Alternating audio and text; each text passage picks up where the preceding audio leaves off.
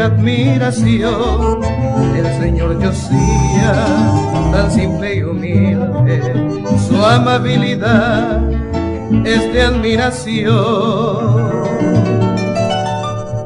Josía Piñeiro es gran facendero, es tan conocido por toda región, en el municipio de Ciudad Bonito está su facenda, linda Yaraguá.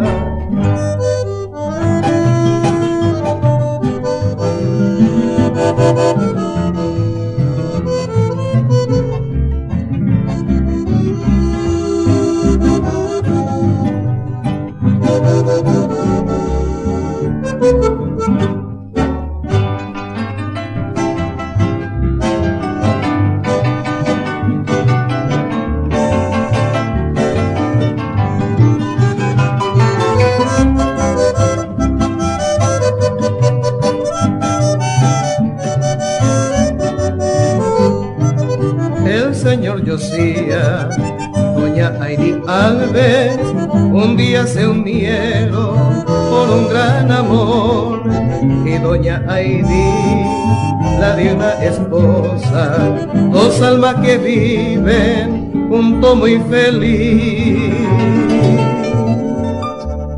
Hoy solo deseo una larga vida, siempre la alegría llegue a su hogar, y que Dios del cielo le envíe la calma a este casal, un eterno amor